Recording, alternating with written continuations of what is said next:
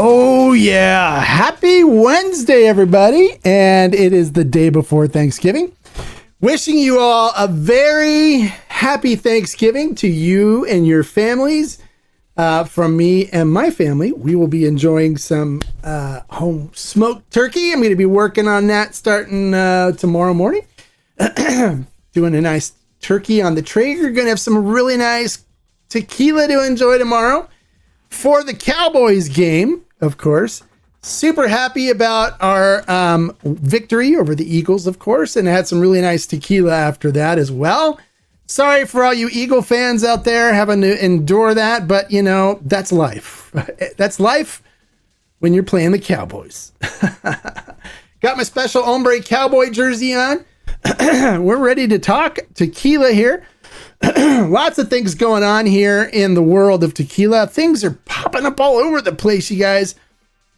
And now this is the time of year too where FOMO strikes, right? Because all these people are coming out with the different special editions and stuff that are coming out for the holidays to try to lure you into buying them. So you're sitting at the store and you're looking, going, there's a añejo, a single barrel añejo, and it's $160. Do I really need it? And you got that little guy on your shoulder going, go ahead. You need it. Go ahead and buy it. You've got the money. Go ahead. So what if you don't pay rent? You can't miss out on getting that single barrel special edition. And you're like, well, is my wife going to agree with that or what?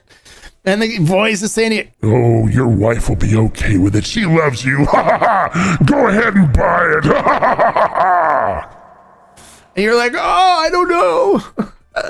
It's the season for FOMO starting on Black Friday. So get ready for it.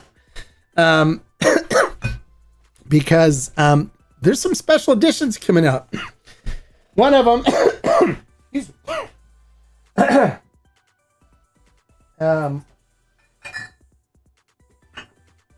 what did I do with it? I brought it up, didn't I? Didn't I bring it up? I thought I brought it up. Did I not bring it upstairs? I thought I did.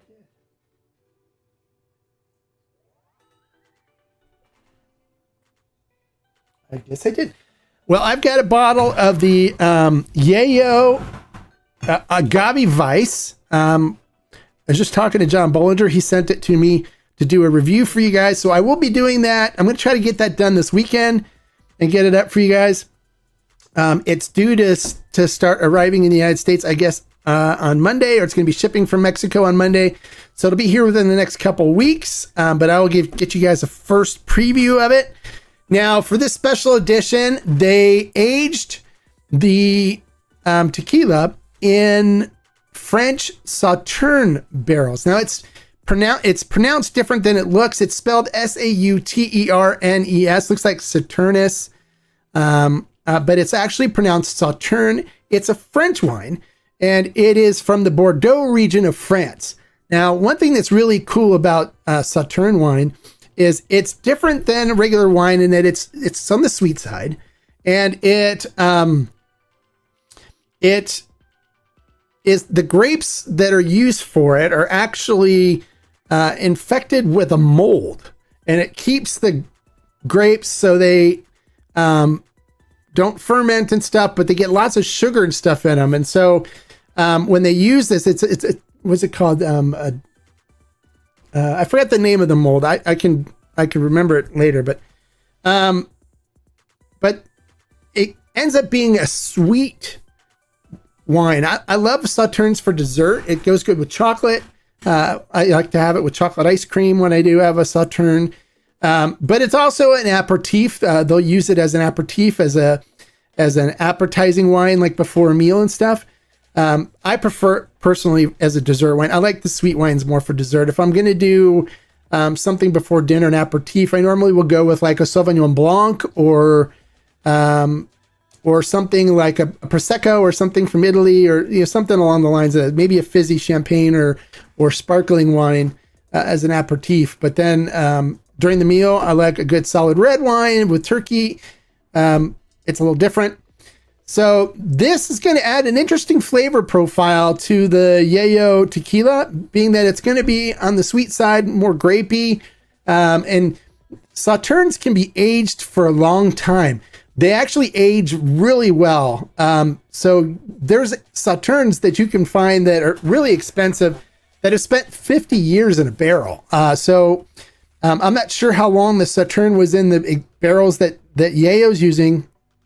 But they will be, it will add some nice flavors to it. I'm looking forward to trying it. I actually got a sample to taste before and kind of helped them fine tune some stuff before it was released. I do that stuff for free. They'll send me things and say, hey, we want you to taste to get your opinion and stuff. And so I know John Bollinger really well. I know, everybody at 1414 really well, Sergio Cruz and Sergio Vivanco. And so they know I'm always willing to help them. And so they sent me a sample prior and I did some work with them beforehand. But I'm looking forward to tasting it and seeing what the final product tastes like. So I'll do a review for you guys and give you some background on Sauterne wine and stuff like that when I do the review. So make sure you look for that. Make sure if you're not already subscribed to the channel, make sure you subscribe. Make sure you click the like button too while you're here. And if you like the information I'm giving you, you want to support what I do, support the channel. I rely on you guys for support. I don't accept any money from brands to do videos or anything. I won't allow a brand to pay me at all. I make my money through memberships and through you guys watching the channels and stuff, watching the videos. And so I appreciate your support. And if you want to support me while we're on the live chats, there is a $sign down by the chat you can see, and you can do a super chat and stuff. And if you do, your name will pop up here on the screen with a sound effect and stuff. And of course, I'll thank you for it. You can do any amount; it doesn't matter. But any bit is appreciated because it helps support me with doing the special projects and stuff that I do, and bringing you all the great content and doing the travel to Mexico and stuff like that. Since I don't accept any money from the brand, so I can remain completely honest and unbiased. And I know there's a lot of people that'll argue that I'm not honest and unbiased, but they don't know what they're talking about. So, all right. So what are you drinking right now that you really enjoy? What I'm drinking right now that I really enjoy, well, thanks for the question, Table Manners, is the Carrera Joven. This is absolutely delicious. It's my favorite tequila right now. This is so good. This is my fourth bottle here, but I've got one that's open downstairs that I've been drinking. It is absolutely delicious. This is a blend of still strength Blanco, of 40 proof Blanco, of cask strength Repo, cask strength Añejo, and cask strength Extra Añejo. And the flavor profile on it, we got it so balanced. I actually created the blend with Carrera, with the Camarenas on this, and it is so well balanced and so delicious. No burn, really easy to drink.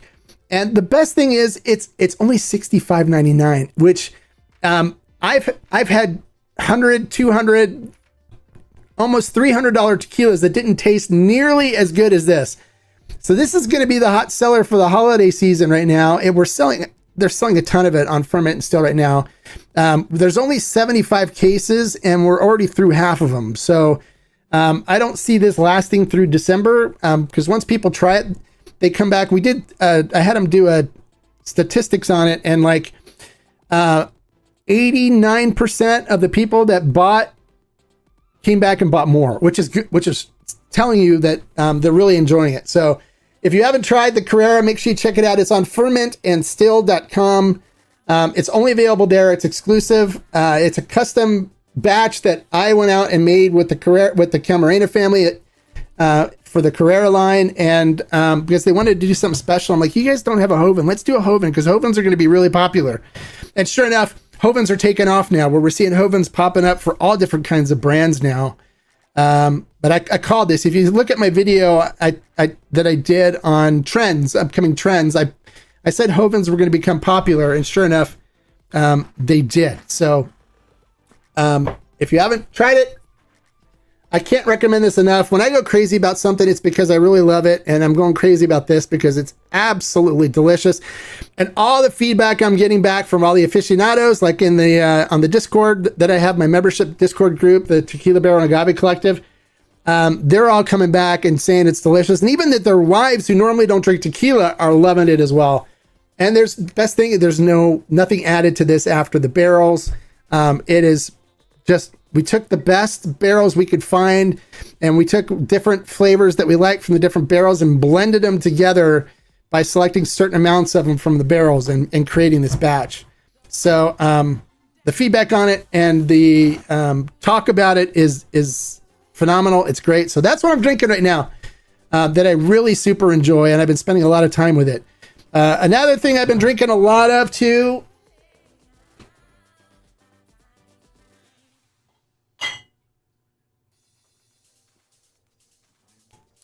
is the Yayo Rosa Reposado. This is really good too. So this is another one I've been spending some time with. This is my second bottle of it. I finished one bottle already. Absolutely delicious, really good stuff. And then a lot of people that saw my video on this were commenting back that they tried it and they thought it was really amazing too. I think this is one of the best tequilas yet to come out of Yayo. I think there was one tequila that I liked better, and that was the first single barrel that we did, which is phenomenal. I still have bottles of it. It's sold out. You can't find it anymore. But that single barrel was amazing.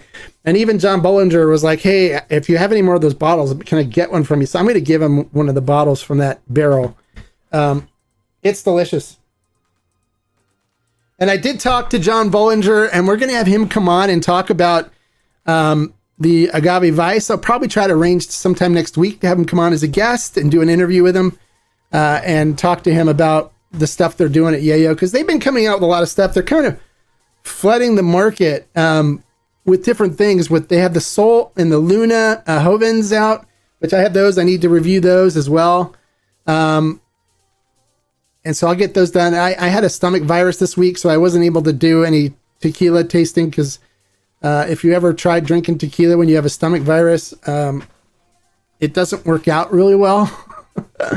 So I wanted to get over the stomach virus first before I jumped on these. So I'll be doing some reviews this weekend and getting stuff done for next week. So make sure you keep an eye out for that. You guys, make sure you click the like button. Give me a like here while you're here watching and asking questions. Hey, Kay, happy Thanksgiving to you too, buddy. Trey, happy Thanksgiving. Hey, Divine Hammer agrees. Yes, the Rosa it's delicious. It's really good. Was really impressed with it. Yayo's doing some good stuff, so I'm looking forward to trying the Agave Vice and seeing what the Agave Vice has. And I'll do the review and get it up. I'll get it done this weekend and try to get it up early next week, so you guys can check out that review. Make sure you subscribe and click the notification bell so you get notified when that review is posted. And then don't be afraid to share it with people too. Share the news about the tequilas coming out. Share the reviews. Get people to watch them so they can learn about all these great tequilas. I get people all the time that ask me questions about tequilas, and it's like, I already reviewed it. Did you not see the video? And I always have to send them a link saying, you can see that review here. And they're, oh, I didn't know you. It's like, watch the channel, watch the reviews, the videos. The long form videos that I do on YouTube are great, where if you're driving in the car on the way to work, put it on your cell, put it in your Bluetooth on your car stereo, and you can just listen to the review while you're driving, or get home, see what tequila I'm reviewing. If you have it already, pour a glass and sip along with me, and check out the review and get the information about the brand, how it's made and stuff like that, and see if you can taste the same things I do. That's always fun. I got a lot of people that do taste alongs, and they'll post pictures of them tasting along with the videos, and that's always fun. So, and I enjoy getting the feedback from you guys. So don't be afraid to comment on the videos and whether you liked it or not. We all don't like the same things, and so I don't mind hearing what other people think if they think I'm off or whatever. I have no problems with that at all. So I'm here to answer questions, and we'll talk about tequila and get you guys some information and have some fun. And so we can talk about Cowboys football too, and playing the Chiefs tomorrow for Thanksgiving. Many are saying it's going to be the most watched NFL game in history, which I think that's going to be amazing if it is. Dallas played really well against the Eagles. Their defense is looking good now. Their offense is crazy good. So I'm looking forward to them doing well against the Chiefs and getting a win. I'll be wearing my Lucky Hombre 30 Cowboys jersey and drinking some good tequila. I haven't decided what tequila I'm going to drink tomorrow. I know I'll probably have the Carrera Joven as a celebratory tequila, but I don't know what I'm going to be drinking during the game. I may go with the Viva Mexico High Proof Blanco during the game. And if you're wondering what pairs well with turkey, Blanco tequila pairs very well with tequila.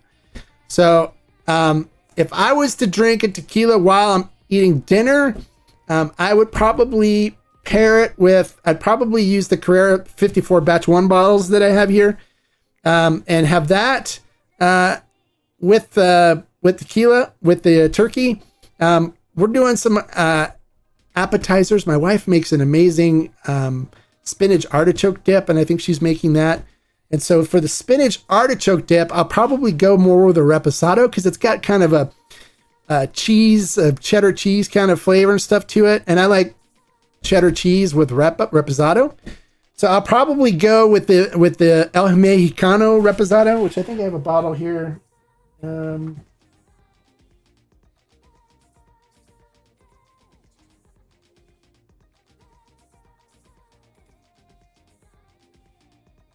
Where'd my bottle go? I had a bottle.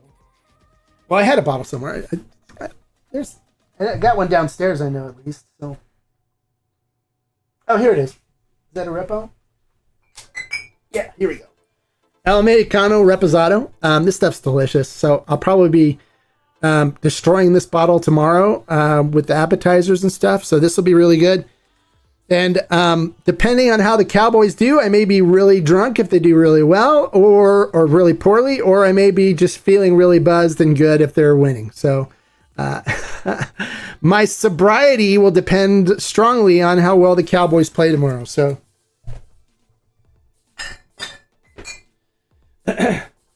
I'll probably be drinking that with appetizers tomorrow. And then for dessert, afterwards, I do enjoy a good cigar after a big meal like that. And so I will be enjoying something nice. Probably, I might even be drinking the Carrera Joven afterwards. I just love the flavor profile on that. It's like the perfect age tequila for me. So I probably will be having a nice medium to full-bodied cigar and drinking the Joven. Yes, absolutely. Go Bears. I'm rooting for the Bears to beat the Eagles on Friday. That's going to be a good game, especially if Shador starts for them. I liked the way he played this last week. So I've been waiting to see what happens if they release Shador with their team. And he's the first rookie Bears quarterback to win his first game in like 17 years or something like that. Something ridiculous along those lines. So I'm rooting for them. I'm rooting for that. For the Bears to beat the Eagles. Absolutely. You guys don't forget to click the thumbs up and give me a like while you're here. We've got 17 people and only 8 likes. Come on, click the thumbs up, give me a like. You have questions, comments. If you're subscribed, you can ask. We also have the super chats if you want to do those. But I'm here to answer questions and let's talk. Let's have fun and get some information out to you. So one of the things I wanted to start doing on the live streams is we're going to start talking about tequila families, because there's a lot of families out there that do tequila. So one of my families that I deal with a lot, and you guys can imagine. Let's bring this up.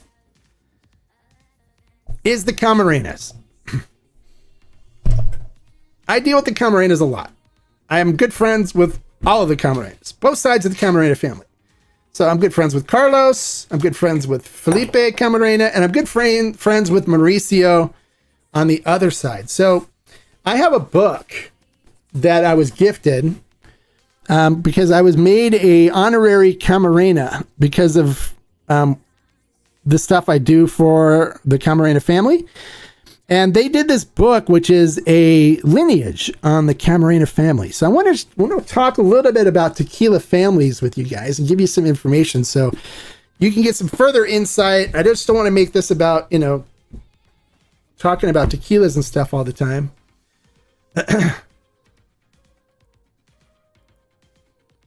Happy Thanksgiving to you as well, Josh. Thank you very much. Happy Thanksgiving. Hope you enjoy your turkey day with your family and loved ones, and enjoy a good meal and watch some good football. Hopefully we see a Cowboys victory.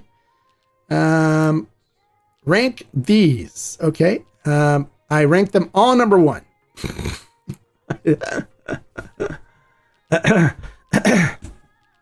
All right. So they gave me this book, which is Familia de Tequila, which is the Camarena family. Now, for those of you that don't know, there's different branches of the Camarena family. But the Camarena family is actually like a blend of so many different tequila families. So just to give you an idea, in this book, the book is kind of tough to read because it was translated from Spanish to English. And the translation on it is not the greatest. But to give you an idea of some of the Camarena family, according to this book and stuff, started in, what was it? In Spain. Okay. So the first Camarenas, actually Belgium. Francisco, who was like the first one they've noticed, was born in Antwerp, Belgium. He was Lopez de Camarena was actually the name, and it was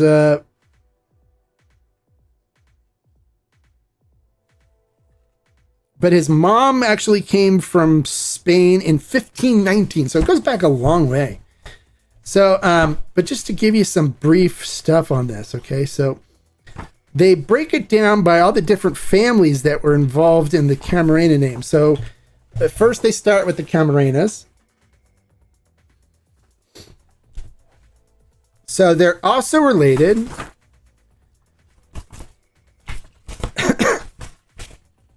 to, let's show you all the different names here, all the different family names.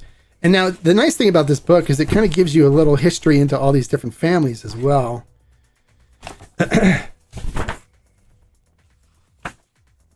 Hold on a second, I gotta fish through this.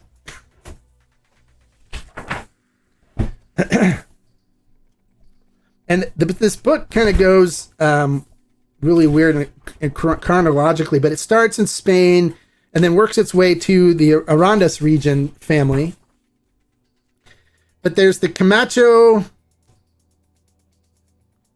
Riquelme line, Camacho Riquelme family, and then it goes into the Cuervo family. So the Cuervo family is actually part of the Camarena family.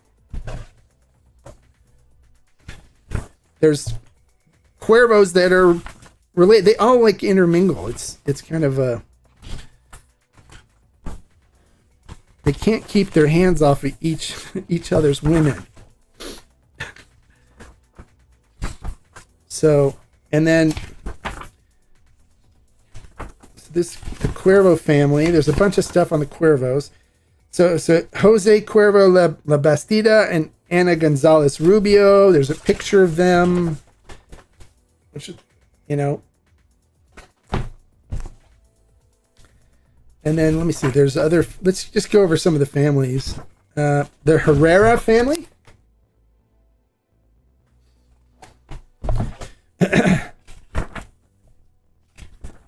And then the Herrera Zubieta family.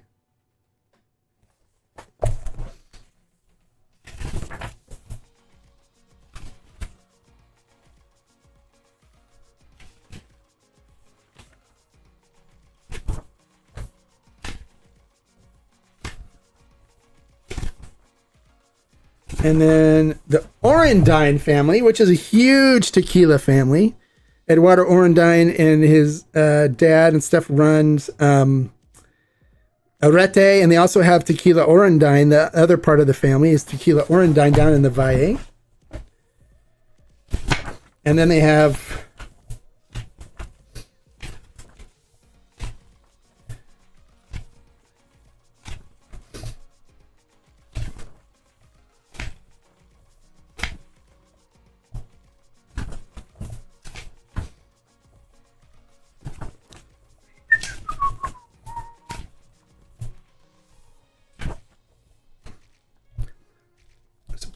bunch of pages on each different family with their kind of a history and how they got intermingled with the Camarenas, their connection. So we're up. Where's the other? I missed some pages here. Let me see. There's the Rosales family, which if you're not familiar with the Rosales family, that is Salvador from. Where is it? Where's the Rosales? Did I miss the Rosales family?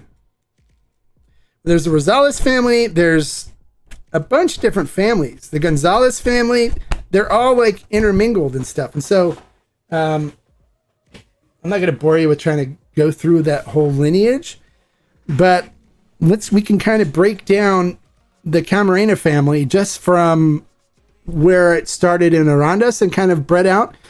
So there was two brothers. Now the Camarena family, originally, they weren't tequila producers in Arandas. They were farmers. And during the Blythe that they had, the fungus Blythe in the Valle, the tequila producers down in the Valley brought some agave huelos to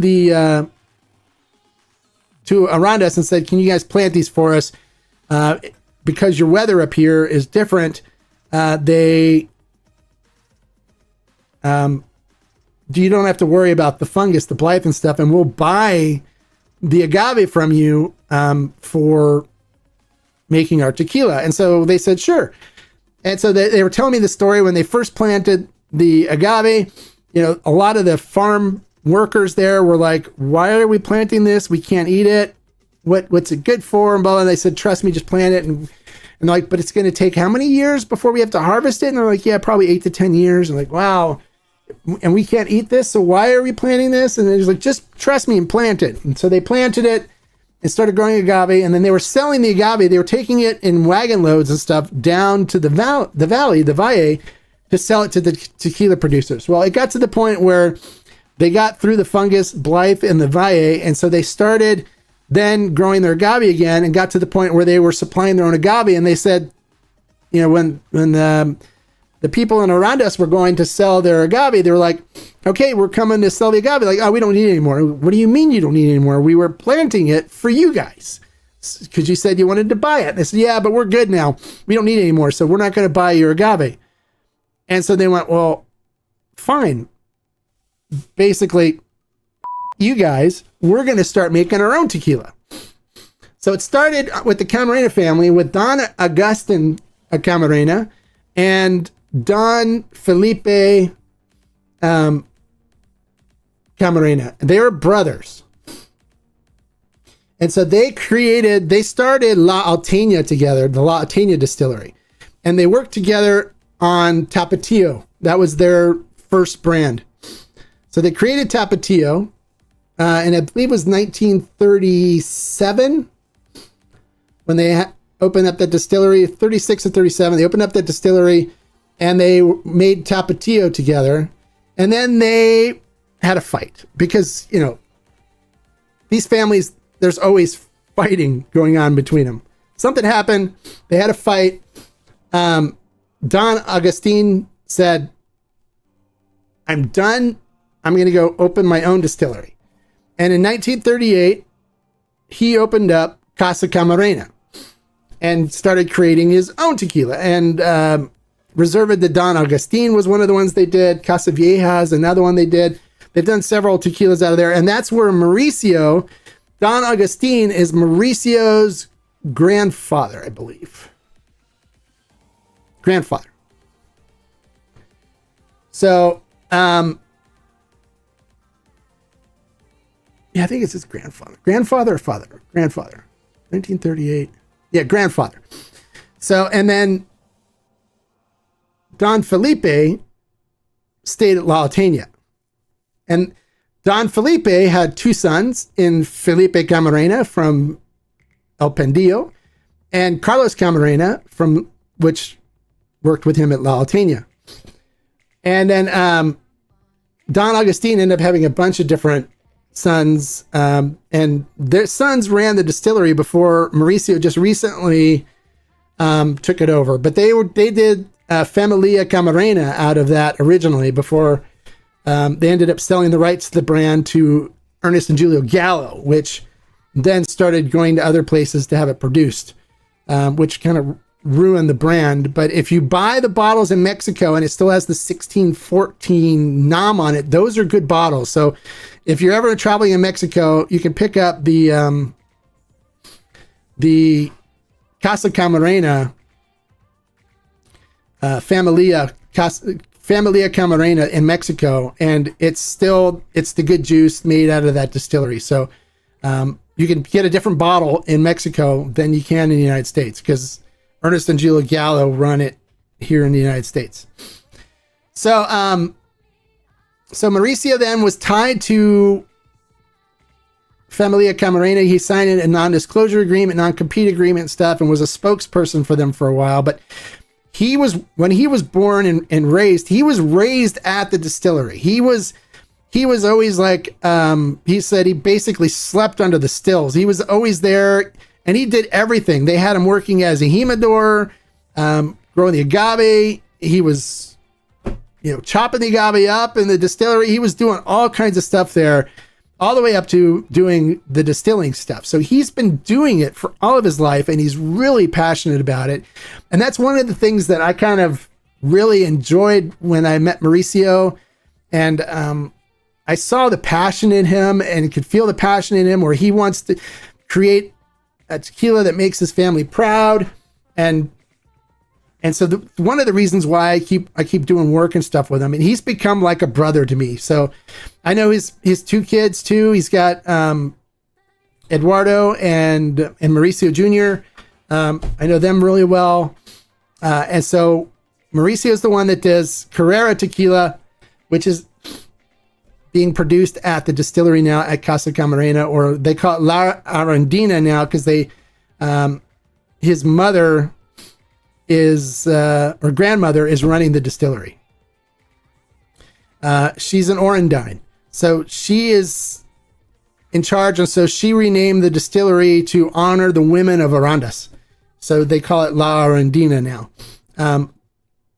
They do a great job. Mauricio's really particular about wanting to do good flavor profiles and stuff, and so I've gone and helped them and worked with them on stuff, and that's when we did the still strength Blanco, the 54, and also we did the Joven together, as well as the Dos Maderas project as well. So I've done a lot of projects with them. I enjoy working with the Camarenas, but I still know Felipe. I've been to Felipe's house and sat across from him while he was eating dinner and talked to him and had him vent and tell me, things that were upsetting him and stuff. And I've been with Carlos.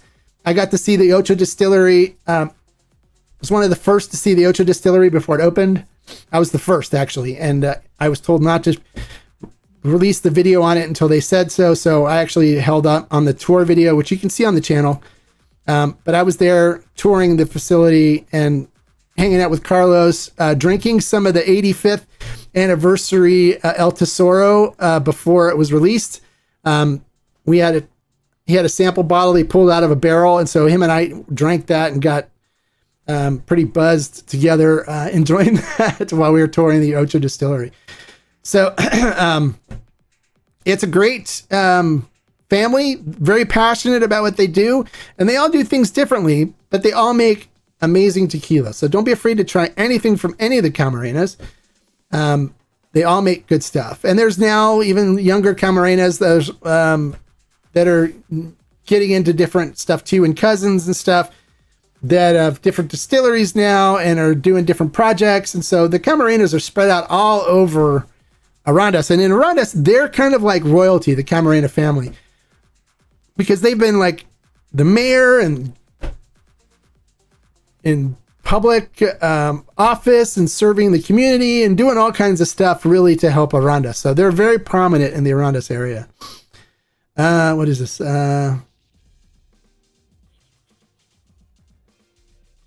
Rank the following from your suggestions: Carrera Joven, San Mateus, Black Bottle, Batch 1 and 2, Santaleza XA, and Carrera Double Cask Añejo. Well, the Double Cask Añejo is gone.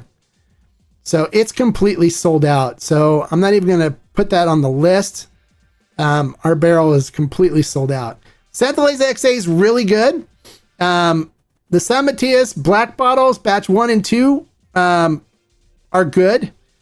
The Carrera Joven would be my favorite of all of those because of how well balanced it is. The agave is really there. There's not super oakiness to it. It's delicious. It's just amazing. That's my favorite tequila right now. So that would be number one. The Santaleza XA is really good as well. But drinks like a heavier extra añejo. Really easy to drink, really flavorful, really good. So I would probably put the Santaleza XA second. And then the San Mateus Batch 1 and 2 is really not really San Mateus. It's really a different tequila that was bottled as San Mateus, but we're not really supposed to be talking about that. But those came out of spray saw barrels. So it's amazing stuff too. Different style than the other two. Solid French oak extra añejos, and at a ridiculous good price at $56 a bottle. Amazing gifts, amazing for bourbon drinkers wanting to get into tequila, or people liking stuff that tends to be a little more naturally sweet. Those are great as well. I actually put my San Mateus 1 and 2 bottles. I have them in decanters in what are they called? These decanters. Yeah. And I actually keep them in decanters, and they're so good out of a decanter. So if you do get those, I recommend decanting them and putting them in decanter and serving out of a decanter, because you give it a chance to breathe and stuff. They open up beautifully. It's really good. So that's the way I would rank those. But the Joven right now is so good. It's one of the best tequilas I've ever tasted. I mean, I can frankly just say that. What is this? I'm a Titans fan. There's never good games lately. All my hope is on my Miami Hurricanes, Dallas Stars, and San Antonio Spurs to give me hope. Okay, there you go. If you can't, do it in NFL football, then look at basketball or college football, or hockey, NHL hockey. My Anaheim Ducks, I'm a big Ducks fan, so they're doing really well this year. Don't say the word. I don't know what the word. Hey, Bonnie, glad you could join us. Joining the Carrera Joven tonight. Nice. That's a really good tequila. I love that tequila. I can't talk about. I want, if I could, I'd talk about that all the time, and then everybody just go crazy and not like it. While you're here, guys, make sure you click the thumbs up and give me a like while I'm answering questions and going over stuff. My dad plants agave, and during surplus, it's hard to sell. Always thought, what if we make our own tequila? He plants in the state of Guanajuato. Okay. Well, in Guanajuato, there's certain area of Guanajuato where you can plant it for tequila. Is he in the DO? Is he in the area where it gets certified for tequila? Because there's a certain part of Guanajuato where you can grow and make tequila because it's part of the designation of origin. It's included in that. So I know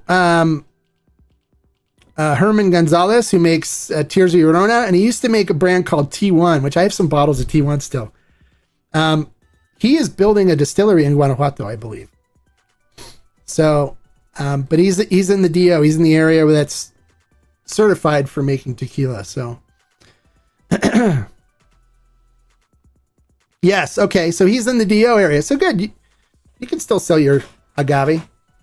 It's just, it's right now, it's really cheap.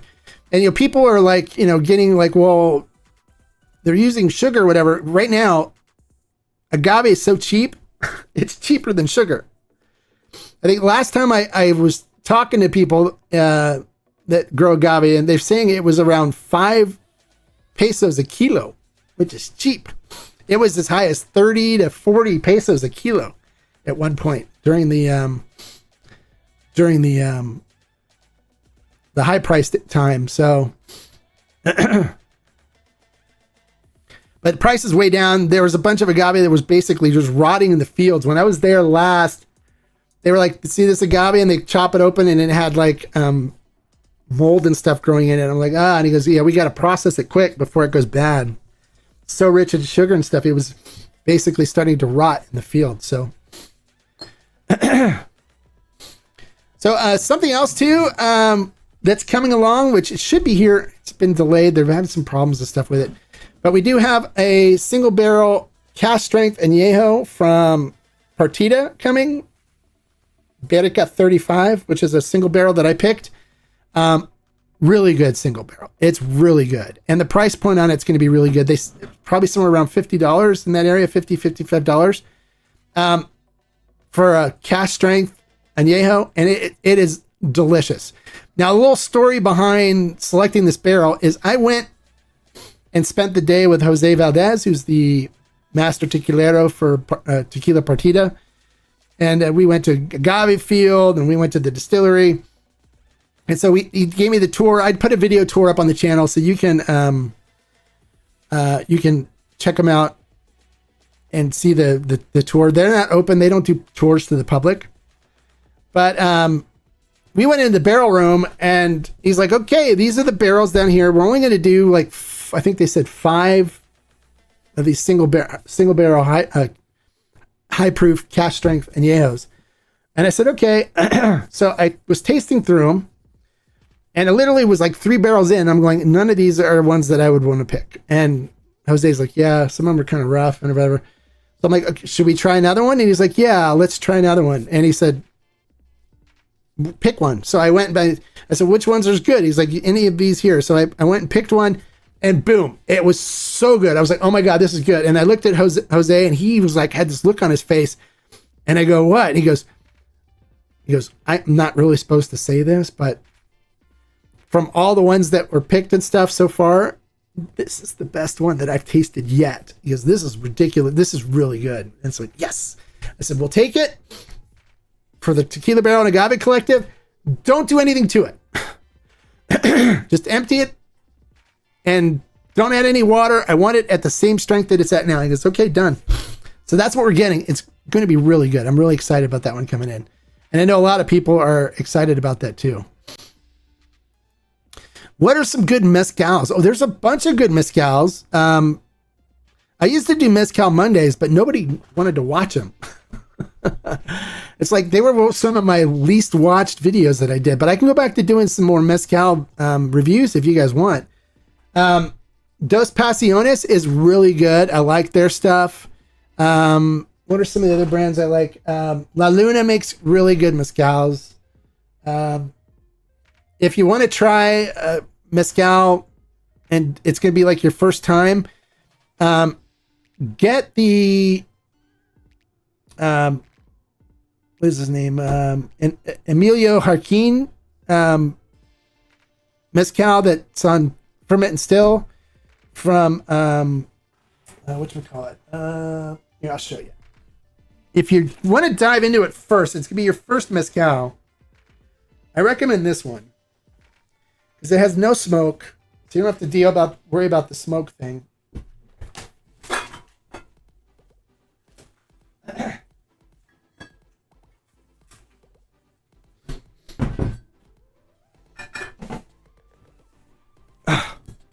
It's from Vago. It's the Ensemble by Emilio Joaquin. So it's got a bunch of different agave. It's 64% Quiche, 32% Espadín, 4% Tepestate, and it is absolutely delicious. Really fruity flavor profile. Fruity and fresh berries. It comes across, it kind of tastes like bubble gum, which I think is really cool. But it's really good as a kind of initial mezcal experience. It is higher proof. It's 50%, I believe. 51%. So it's high proof. So it'll get you feeling good quick, quick. But the flavor profile, it's really good, and there's zero smoke to it. You don't taste any smoke. But super delicious. Everyone that's picked it up has loved it. But, you know, we've had it for a few years. But there's just people that drink tequila. It's hard to get them to try to step into the world of mezcal, even though tequila, by definition, really is a mezcal. So, so those are the ones I recommend. El Bujo's good too. Burrito Fiestero makes really good stuff out of Durango, Mexico. I really like their stuff. Bozal's good. And actually, Burrito Fiestero makes some stuff for Bozal.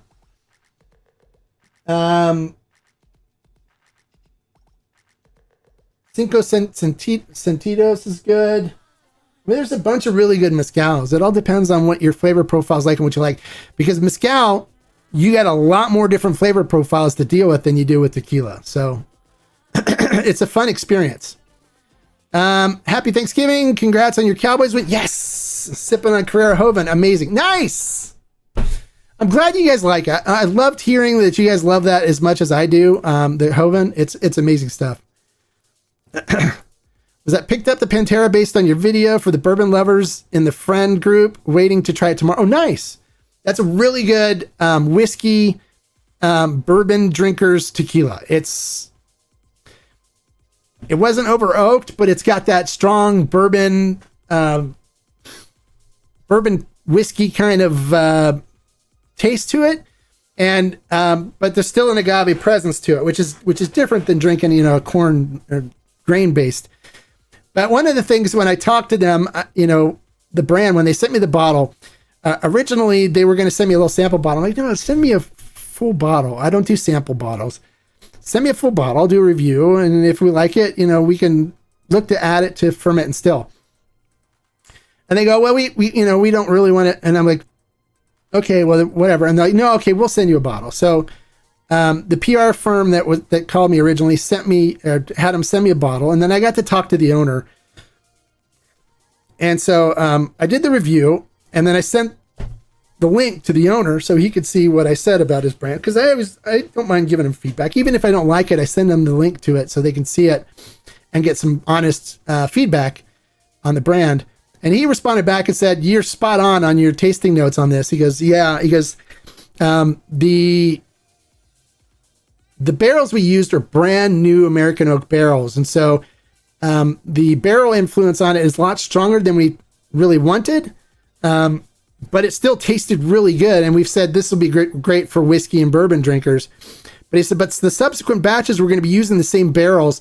They won't be as barrel heavy because a lot of the barrel stuff was pulled out in this first batch. So future batches aren't going to be like this. So if you like this particular batch and you like the whiskey bourbon influence in it, the more whiskey bourbon kind of tasting profile to it, stock up on it because it's not going to be there in the future batches. It's going to different. There'll be more agave, less wood as they develop it that way.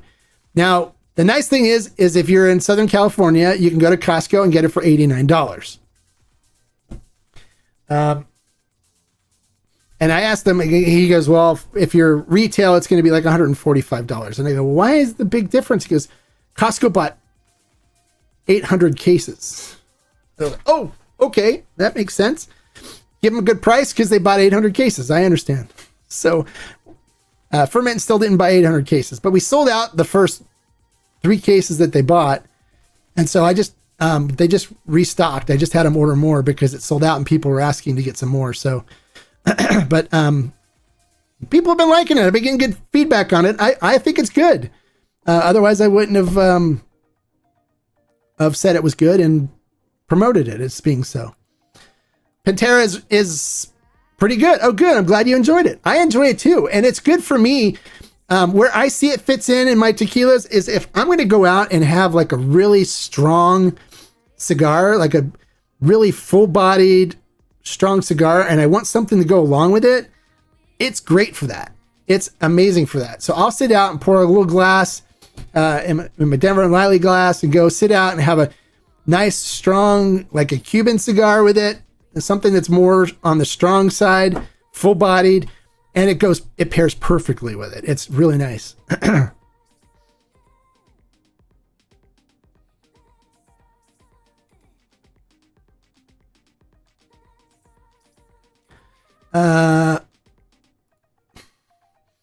Tequila Hombre and EBA Boxing. Real de Valle is grown and distilled on Valle de Santiago, Guanajuato. It's a good budget tequila. Yeah, I've had Real de Valle. I think I have it.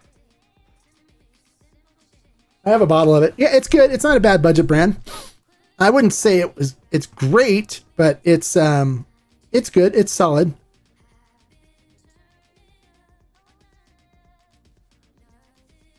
Right now, I'm really enjoying the Yayo. I agree. The Yayo Reposado, Rosa Reposado is really good. It's a really good tequila.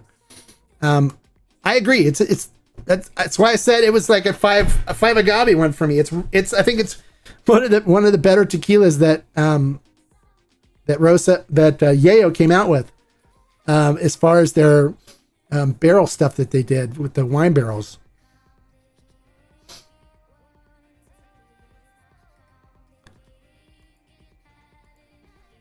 I have it and like it also. It's barrel heavy for sure. Oh, you're talking about the Pantera?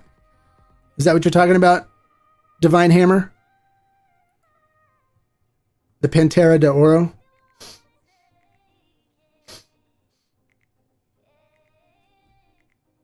Don't forget, guys, click the thumbs up and give me a like while you're here. While we're talking, answering questions and stuff. And if you want to help the channel, look for the $sign down at the bottom of the chat. You can do a super chat or a sticker and donate some money to help the cause. That'd be great. You don't have to, though. But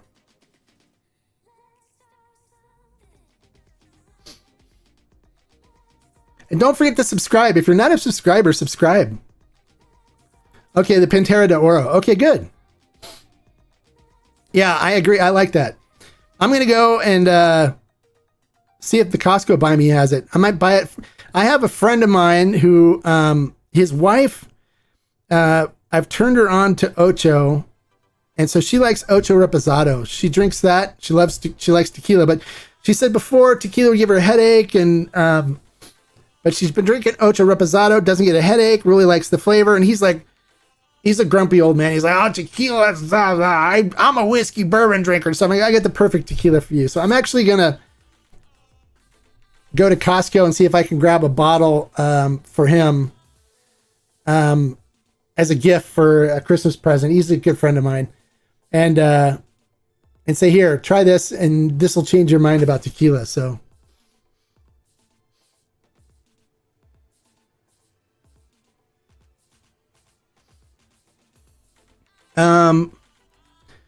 Any issues with cutting down a stave to smaller pieces so they fit in the regular bottles? You mean the Beyond Barrel aging staves? They fit in regular bottles. Most of them, they fit in most of the bottles I have. There's some bottles they don't. But if they don't fit them, I put them in jars. I put them in a jar like this. I'll show you. I have one over here.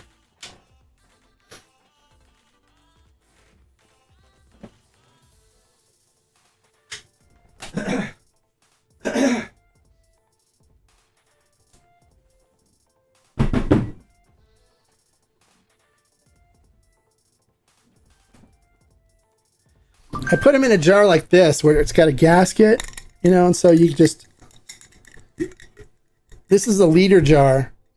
And so I'll just put the tequila in this with the stave in it and then close it and seal it. And then what I like to do is, since it's a liter jar, I normally will try to fill it up so it's a liter. I can show you guys next week. I'll show you the aging project that I got. It's had a French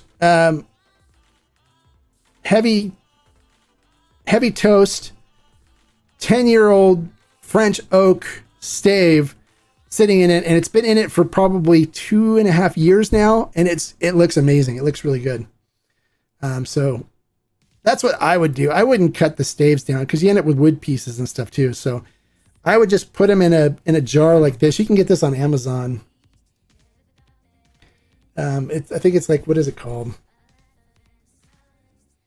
It's a Vermoy Rocco jar. That's what it looks like. I can't. The print on it is so small. Let me see. That's the name. Let me see. I can zoom in on it with my camera.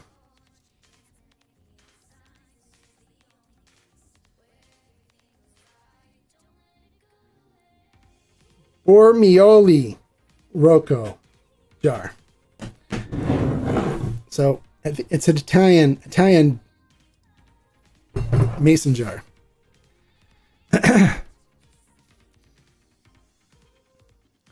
Yeah, the Yayo Rosa Reposado is one of the better tequilas I've had. It is one of the better ones this year. Yeah, I agree. So between that one and the Carrera Joven, I've been pretty happy. Yeah, it's a mason jar, but it's not your typical like screw cap mason jar. It's a mason jar with a gasket and a clip on it. So how long to keep it in with a stave for a Rosa? About a week? No, actually, I would soak it in the wine. I would soak it in. I'm going to do a Rosa. So watch the video. I'm going to do a Rosa where I'll do it as a short and we'll do a series. But I'm going to do a Rosa where I'm going to do a medium toast French oak stave in a red wine. So watch for that. But I would soak it in a wine for about 3 weeks to a month. Let it soak up a lot of the wine stuff in it. And then drop it in, and I would let it go probably 3 or 4 weeks. Hey, thanks for the super chat, Doc James. I appreciate it. Thank you so much. That's awesome. Thank you. Thank you for the $1.99 super chat. Love it. Thank you. So that's what I would do. But watch, I'm going to do a Rosa. I'm going to do a Rosa aging project. I'm going to start it probably next week. So look for the shorts on the Tequila Hombre channel. And if you want to do it together, we can do it together. Just follow along. And you can see what happens with it. For those of you that are members of the Agave Lovers, you guys got my Volans Batch 1 aging project coming to you to try. So be interested to hear what you think. It's still a little hot. I tried it. I sampled it before I sent it out, and the taste is really good on it, but it's still a little hot. You know, that first batch was ridiculously hot. So it's going to burn a little bit, but I think the flavor on it's really good. That was 4 weeks with American medium toast French oak with the Beyond Barrel aging staves. Now, if you're wondering where to get these aging staves, you want to age your own tequila and stuff, you go to bbaging.com and you can buy the staves there. Beyond Barrel aging staves. I don't have any, I don't get any kickbacks or anything from them. I just enjoy the product, so I talk about it a lot. So check out bbaging.com to get the aging staves. They have all different kinds. They even do cherry. I'm going to be experimenting with some cherry here soon. But I did last year. I aged my wine with their aging staves. And then what I did is, since I have some good members on the collective, on the Discord, I offered my staves to the members on the collective from the wine. And then those that wanted it, I packaged them up and sent them to them, in sealed bags and stuff. And they used those to age some projects, and they came out really good. I still have some projects I need to taste, but they were really happy with the flavors they got from them. I gave them, we had a Petite Syrah, we had a Sangiovese, we had some other red wines that we did. And so they created their own Rosas with them, and they were really happy with them. So this year I'm going to do the same. So if you are a member on the Discord and you want to do home aging projects, look for me to post on there. Right now I got wine aging in the garage. I got a bunch of wine, so I have a bunch of staves. So I'll offer them up on the Discord. So if you guys want to try them and do them, but just make sure when you do them that you post your aging projects all over social media and tag BB Aging, Beyond Barrel Aging on them, and help promote them, because by promoting them we keep them in business. They keeps making money and doing well. So make sure you promote them and let people know that you're using the Beyond Barrel aging staves, even though it was stuff that, soaked in wine with me for 3 months or longer. But I'll be offering those to the Tequila Barrel and Agave Collective members on Discord. And if you want to join, the link's in the description. It's $10 a month. And it goes to support what I do. And it's a great community, a lot of really nice people on there. And then when things come up, I give you guys first access to them. So they get first access to all the special buys. So if they buy them all, then the public doesn't get them. We just did that because the Toralta 5-year-old extra añejo came out, and Ferment and Still was only allocated 5 bottles, and they were purchased by all the members on the Tequila Barrel and Agave Collective. So we never offered them to the public. They got first shot and they were able to get them. So that's the kind of stuff we do as a member of the collective. And it's just my way of saying thank you for supporting what I do and being a part of that community. And the more you post and the more you watch the channels and stuff, the more you get out of it. It's a great group. A lot of great people on there. A lot of the guys you see here commenting here are members on the Discord, and I appreciate them and their membership and supporting what I do. So yeah, happy Wednesday to you, and happy Thanksgiving to you as well. 396 Mr. Mario. Thank you so much for joining us today. I appreciate it. Bienvenido. Welcome. Craig said, my project came out well. Thanks, Hombre, for this. Oh, you're welcome. No problem.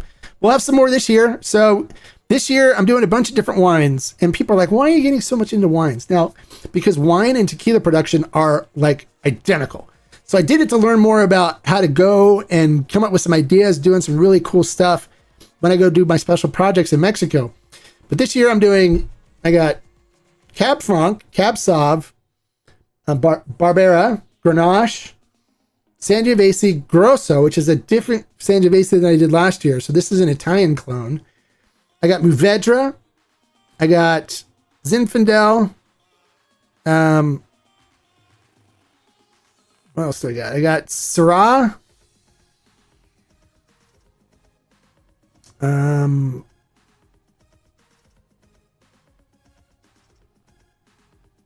Pinot Noir. And I'm doing an orange wine, which is Sauvignon Blanc grapes that I fermented on the skins. So it's called an orange wine. So I'm doing that as well, having a little fun with all the wine stuff I'm doing. So so far they're all tasting really good, so they should be really good. I should have them bottled probably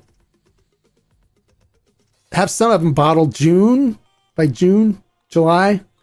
Some of them are going to age for a while. I actually put a air conditioning unit in my garage so I can cool it down to 60 degrees for aging.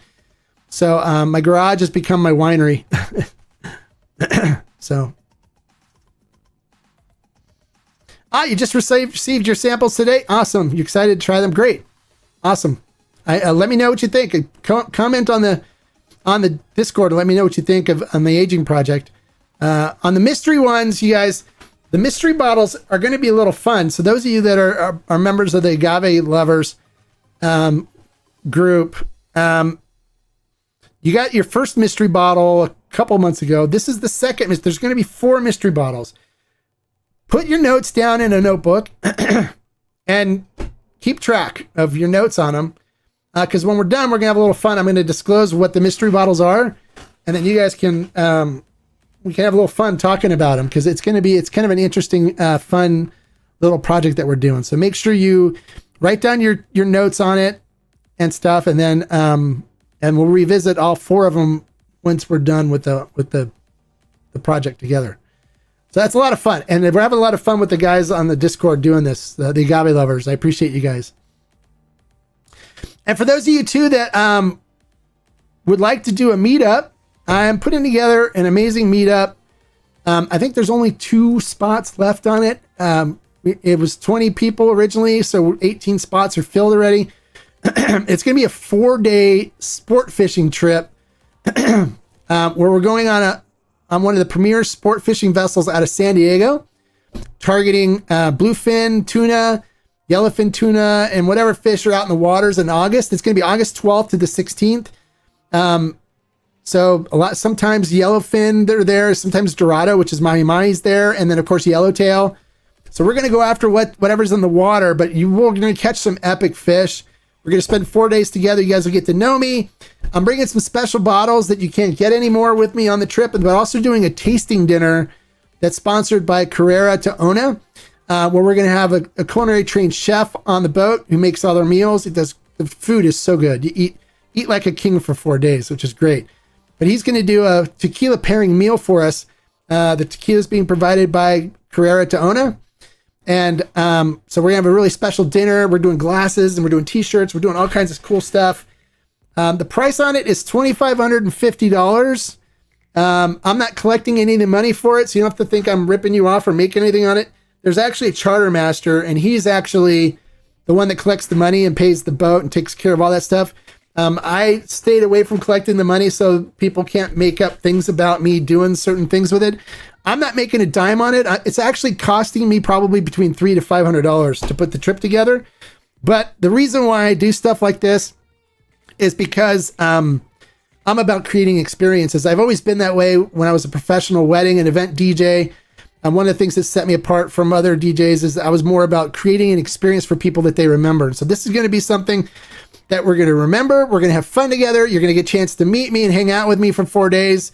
You sleep on the boat, you get staterooms and stuff, and it's going to be an epic trip. We're going to catch some epic fish. I'm bringing my rods and stuff, and then if you guys need help with fishing, I'll help you. I've been doing it for 20 plus years here out in the Pacific Ocean. I'm an avid sport fisherman. I love going out on the boats, going after tuna and pelagic fish. So, and the nice thing is you'll be able to take some great fish home with you. There's processors that you'll have to get an appointment with to process your fish. They can pack it up, vacuum pack it, and they'll ice it and ship it for you back home if you're coming from the East Coast or another place. If you're here in California, I just have them pack it in ice chests for me, and then I just haul it home. And so I've got a freezer full of bluefin sashimi fillets and bluefin fillets. I got yellowtail. I got yellowfin fillets that we do poke with, and it's just, you end up getting enough fish to last you for a long time, and you can give some to friends and family members as well. But we're going to have a great time. Lots of stories that we'll be telling afterwards. So if it sounds like something you're interested in, you can send me an email at mark@tequilahombre.com, and I'll send you the information on who to talk to about getting the reservation in and stuff, our charter master, and getting the money in so you can reserve your spot. But we've got several guys that have already signed up. Thank you, guys. I'm looking forward to spending 4 days with you in August. It's going to be a blast and sharing great tequila with you. And we're going to catch some fish and have a lot of fun. So that's coming up as well. So you guys can, if you're interested in doing that, send me an email or DM me on Instagram and stuff, and I'll send you the guy's contact information so you can reach out to him and get your reservation in. But just better do it now sooner than later. Get your requests for your time off in at your jobs. It's going to be an epic trip. We're going to have a lot of fun. So I always have a blast. I put pictures up. Do I still have a picture on here from when I caught my fish? I'll give you an idea. I can load up let me find a fish here. Picture. I'll show you guys the kind of fish you can catch.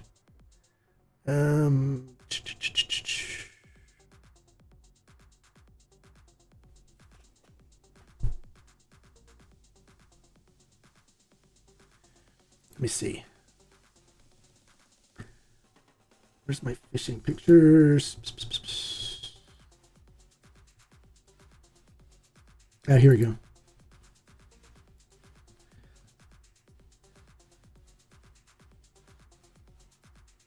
All right, here we go. Here's a fish. There you go. That's a 80-pound bluefin tuna that I caught. Took me about 20 minutes to a half an hour to reel that puppy in. It was a good fight. It took me up and down and around the front of the boat. Put up a good fight. It was a lot of fun. But I ended up catching like 500 pounds of fish on this trip that went out to. So that's a bluefin tuna. That's a Pacific bluefin. Really good eating. So we have sashimi and stuff to last us for a while. So that's a fish. So that's the kind of stuff you'd be catching. You catch big fish like that. My goal is I want to catch 100-pound. I haven't caught a 100-pounder yet. That was 90 pounds was the biggest one that I caught so far. So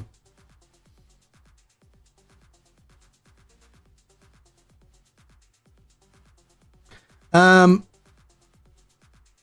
I open mystery bottles once no, I wouldn't do that. Taste them separately by themselves. Don't open them up together because you ruin your palate when you do that. Taste it on a clean palate, put your notes down, and just keep that as your only tequila that you're tasting. When you get into multiple bottles and stuff, you start losing your ability to taste stuff and stuff. So no, I wouldn't do that. I'd open them separately. Open one, drink it, write your notes down, and then the next one's coming now. So do two, open this one, taste it, put your notes down in the same notebook, and then 3 and 4 will be coming over the subsequent months. So I wouldn't do it all at once. All right, guys, don't forget to click the thumbs up and give me a like. If you want to support the channel, want to support what I do, you can click on the $sign, do a super chat or super sticker or something, and pick out how much you want to do. Anything's appreciated, but the least you can do is click the thumbs up and give me a like. We got 17 likes, but 25 people watching, so it doesn't hurt anything. It doesn't go against you or cost you anything. Just click that thumbs up. It helps the channel out. So what time? We're at 4:14, so we're an hour and 15 minutes in. So we probably go for 2 hours here. So any more questions? What do you guys want to know? What else do you guys want to know about? We talked about some other things. We talked about mezcal. We talked about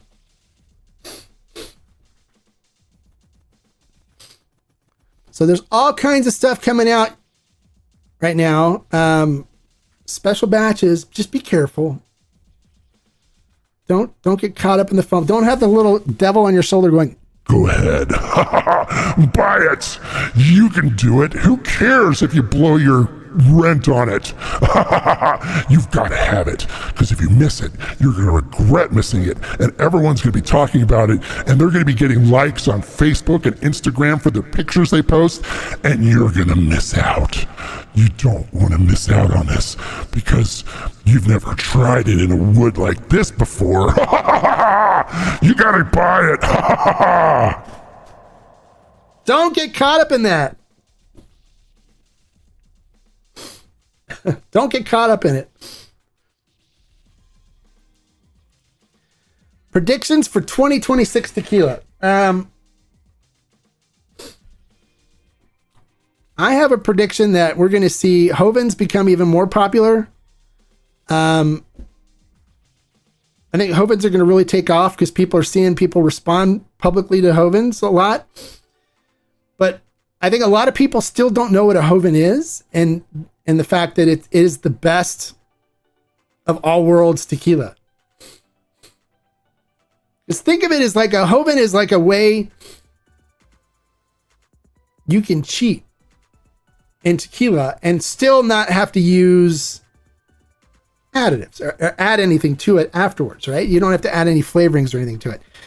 You can do that by tasting barrels and picking ones that have certain characteristics that you like and mixing the amount of that characteristic you want in it versus having to take what the good Lord gives you on a single barrel, right? So I think we're going to see more brands doing Hovens.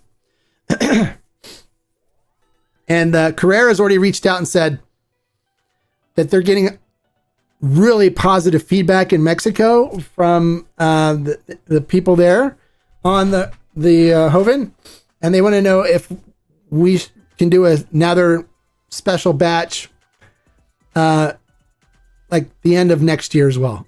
So this may be like Carrera's winter blend, where I'll be working with them to do different blends. So we may like try to do it with wine barrels and mixing rosas and stuff next year, or try to get creative and create different flavor profiles and different things. So every year we'll do one that's completely different from the previous years and super special. So we're talking about doing that. They've already messaged me and said, hey, we should think about doing this. And I said, I would be open to it.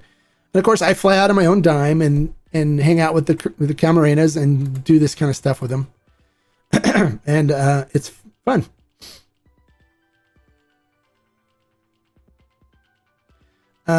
Wish your front runner for tequila 2025. What's my front runner for the best tequila of 2025? Oh God. I don't know. Right now, I think that the Carrera Joven right now, I think is my favorite tequila that I've tasted all this year. Because it's how balanced it is. When I look for, and people are going like, oh my God, he keeps talking about the Joven. I know, but when I look at añejos and stuff like that, I look for a really nice agave presence.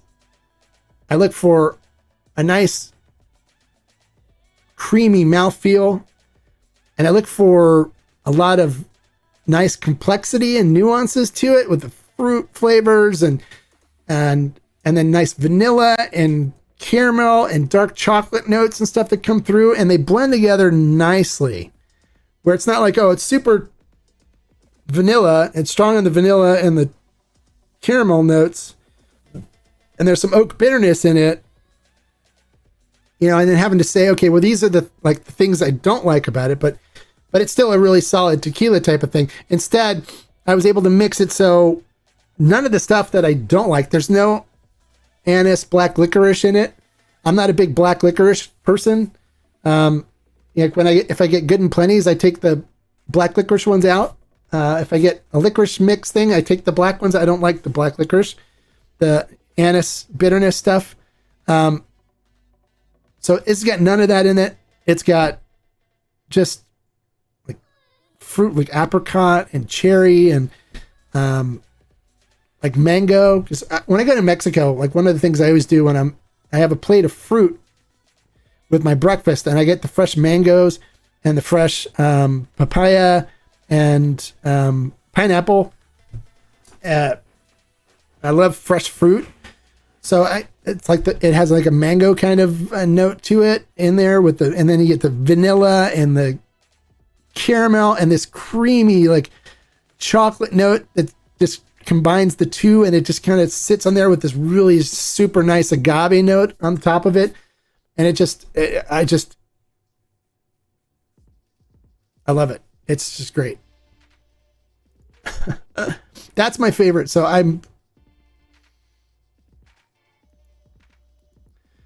the Joven is a mixture of different age statement tequilas. Any else that makes it a Joven tequila? No, it's a Joven is any aged tequila mixed with a Blanco.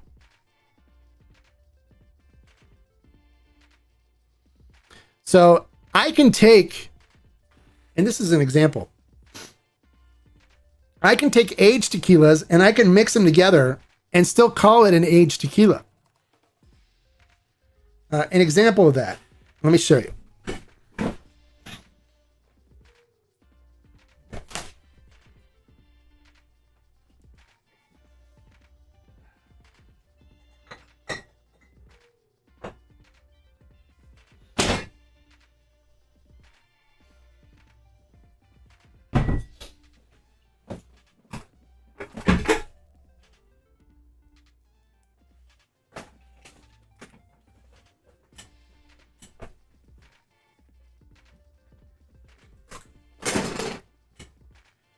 All right. So those of you that have been drinking tequila for a long time, remember when this came out. This is from David Suro. The Siembra Azul. Let me take this off. Siembra Azul Anniversario. It's the 10-year anniversary reposado that he did. Okay. This is a blend of extra añejo and añejo tequilas. But under the CRT regulations, the Norma, you can call any aged tequila a different aged tequila that's younger. You can't call it an older one. So if I had a reposado, I can't call that añejo or extra añejo, but I can call extra añejo and añejo reposado if I want. I can call it extra añejo and añejo. I can call añejo a reposado. I can call... because it's all just time in a barrel. But the second I start adding Blanco to it, it's called a Joven. So anytime you mix an aged tequila with a Blanco, it becomes a Joven. In tequila talk, Joven in Mezcal means young. It's Blanco. So when you see it in Mezcal, it's different. Joven is a Blanco.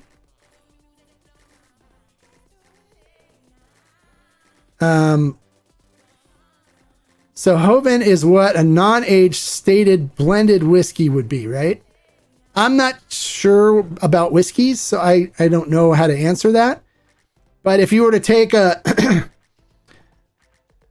aged whiskey and mix it with moonshine, that would be a Joven. So if I took a bourbon or any other whiskey, I took bourbon and mixed it with a white liquor, Likker, or moonshine, that would be a Joven. That would fit the Joven profile. So how do you feel about the fact that Costco was sued over the adulterated tequila topic? I understand the point of the lawsuit, but it's the one tequila lawsuit where the retailer is being sued.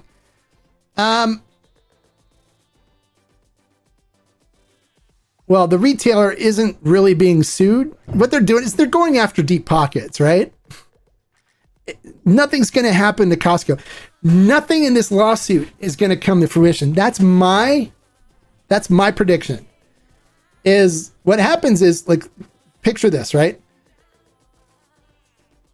I test a technology and I think, okay, this is going to be able to do this.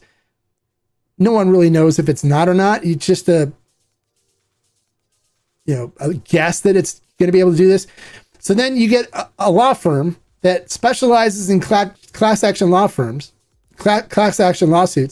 and they go after deep pockets. Class action lawsuits, law firms always go after people with deep pockets and hoping that they'll settle and not want to have to pay the legal fees to fight it. So Costco doesn't make the tequila. Costco buys the tequila and private labels it. So ultimately, the company that sells them the tequila is the one they're going to have to deal with the lawsuit, not really Costco. But these companies are getting together and they're fighting this. So these class action law firm is going to lose on this. They're not going to win anything. No one's going to, because the technology that they're using, this nuclear resonance testing and stuff, is not tested. It's not. And so they're going to have scientific experts that are going to say this is an untested, unvalidated thing. And they're not going to win anything. That's my guess. It's going to fall apart. So the other lawsuit has been against the producers who should have been held more accountable over the products that create.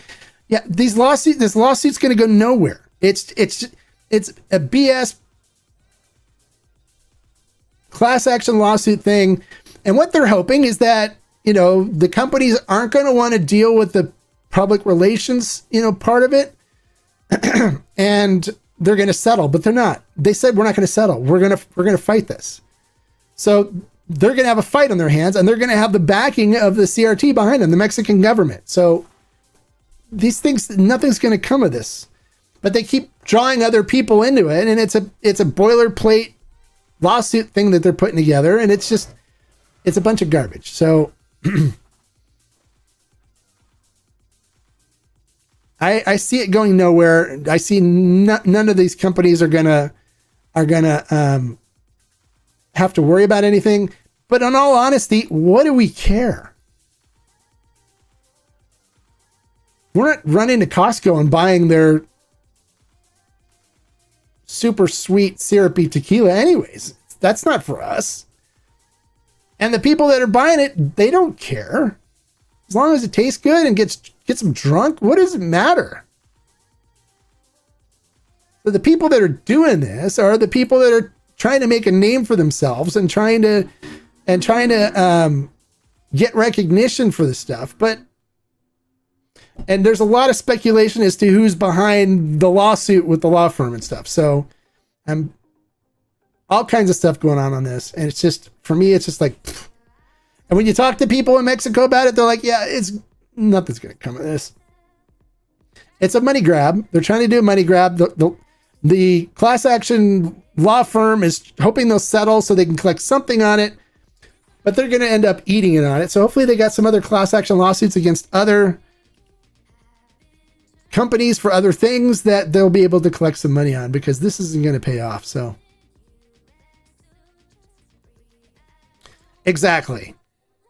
The people that drink Don Julio or Casamigos or picking up the Costco stuff for, what does it sell for? $100, $99 or something like that for the añejo, or $50. I don't know what the price is on it. But there's so many things. It's like, oh, we tested it and it shows that it's made from grain. It's baloney. It's ethanol.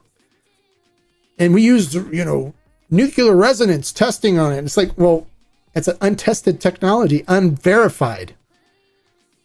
You got to go through a lot of testing, a lot of verification, a lot of showing, samples and showing how it competed and proved these certain things. And what are you using as your base liquor? And how are you determining that this is, of course, not just a simple ethanol molecule that happens normally? And how do you know this can't come from any fructose that's being fermented, or any sucrose that's being fermented? Because the agave, when you cook them, it's 80% fructose, 20% sucrose. So there's still sucrose in there. And the sugars you get from grains is sucrose after it goes through its enzymic conversion. When you're doing a mash on it. I'm an award-winning home brewer, so I used to do the mashes. I know what happens. And so you have to do the amylase enzyme rests and stuff in there to get it to convert the sugars to sucrose. So sucrose is sucrose. So how are they going to be able to tell whether it came from corn or sugar or anything else? We'll see what happens. I think it's going to go. I think it's going to die. I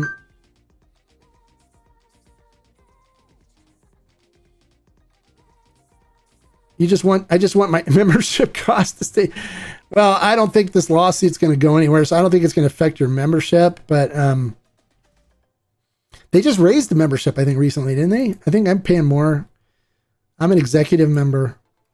Nueva Año Deep is yes, Nueva Año Deep is good. So you mentioned Nueva Año Deep and El Tequileño Rare Reposado are blended tequilas, but no Blanco. I never mentioned Nueva Uno Deep is a blended tequila. I mean, they blend the barrels, but they're all añejos. El Tequileño Rare is the same thing. It's done in a large barrel. It's not blended.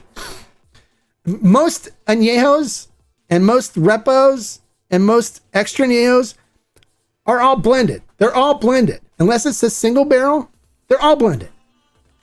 But they just take multiple barrels and pour them together.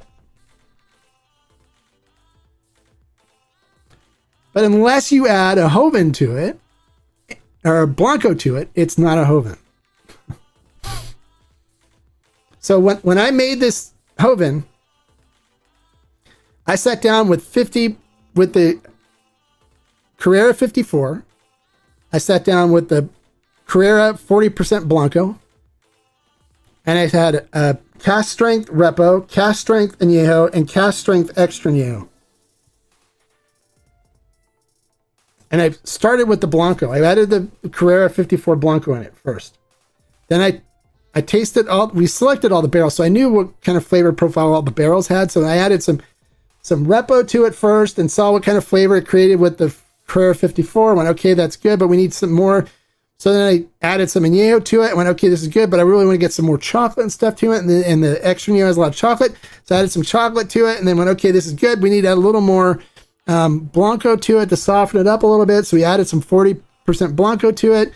And I just kept adding stuff to it until I got a really well-rounded, well-balanced flavor profile. And went, okay, this is the flavor profile we want. And while I'm doing this, I'm marking down how much we added of each thing, so they knew how to duplicate it when they were putting it in the tank to bottle it. So all the ratios and stuff were right.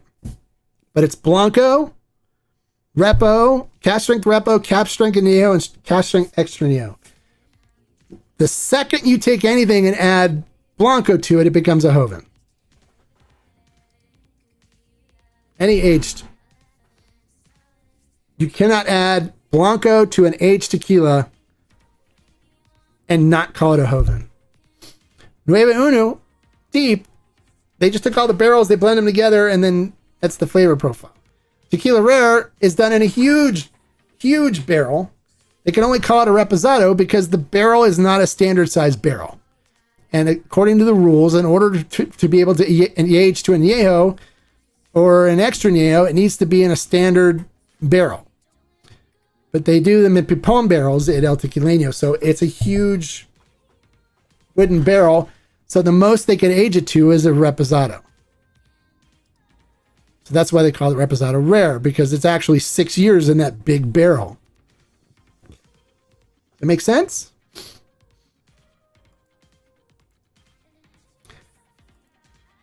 Nueve Año Deep is my absolute. It's a really good, rich aged tequila. Absolutely. But the one thing that I like about the Carrera Joven is that it offers you something that, in order for you to get this, you'd have to age the perfect barrel. It'd have to be the perfect barrel, which getting that is ridiculous. So the nice thing about being able to mix it with a Joven is you can actually create it. Carrera 54 versus Viva Mixto. The Viva had a wonderful nose, very herbaceous, and the taste was solid. Had the Carrera 54 right after, and it was just dull in comparison. Okay, well, you're entitled to your opinion. I don't agree with you. I think the Carrera 54 is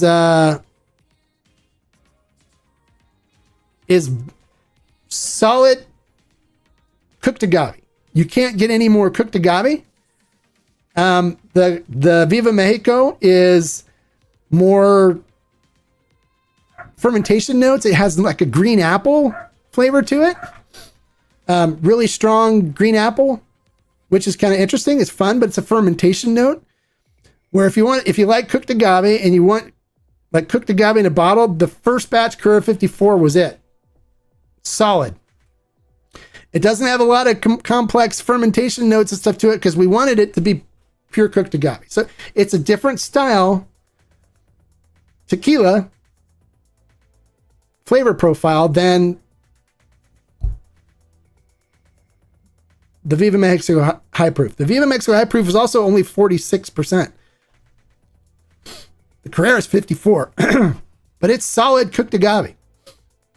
That's what we were looking for. I wanted it to be rich in cooked agave flavor. I didn't want fermentation notes to it, so we fermented it cooler, and it's amazing.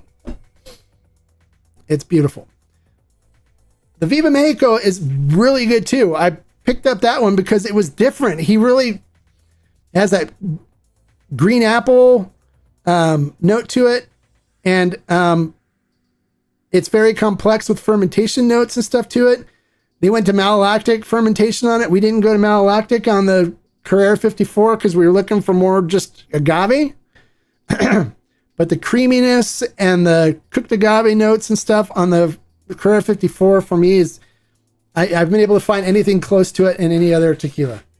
But they're different. They're both different and they're both great. I enjoy both of them. I drink the Viva Mexico too, and I enjoy it, especially when I'm looking for something more on with the green apple tart flavors and stuff to it, and something that's a little more easier drinking. I can drink a half a bottle of the Viva Mexico because it's only 46. A lot easier than I can the Carrera 54, because for me, the 54 at 108 proof, couple, and I'm feeling pretty good. But the cooked agave is ridiculous on it. Let it open up in the glass. You'll see if you've ever eaten cooked agave out of an oven, you'll recognize the flavor. A lot of the aficionados that comment on it that told me when we had the first batch Carrera 54, it's not available anymore. So the Carrera 54 out there now is not as good as the batch one because it didn't rest for 2 years in stainless steel vats like the Carrera 54 batch one did. And I wouldn't drink those two right after each other either. Drink one day and then drink the other the next day, because the green apple flavor and the malolactic flavor's gonna mess up your palate for the Carrera 54. Give it a shot. Should I let it? Sure, let it open up. It's 108 proof, so yeah, let it open up. It's a higher proof. I got it. Thanks for refreshing my memory, Mark. I couldn't quite remember. Oh, no problem. Yeah, those were just blended because you blend batches. I mean, it's just like anything that's not a single barrel is blended. So like you get a G4 and Yeho, it'll be like, 5, 6, 7 barrels that were of age that they poured together and served. So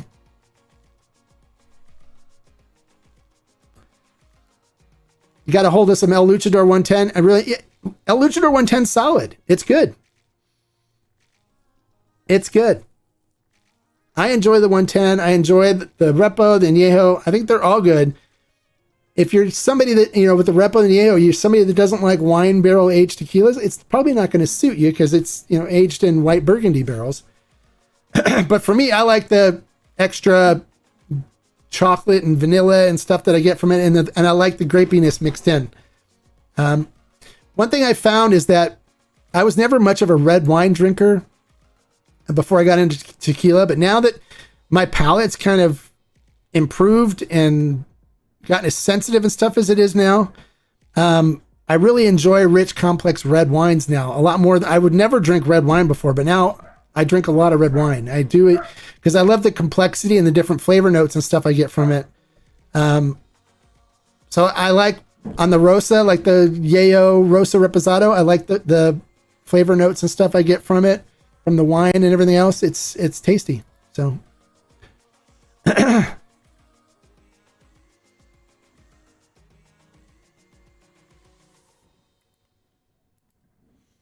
El Luchador Añejo had a funk on the nose that I really didn't like. Doesn't translate over to the taste though. Oh. I don't know.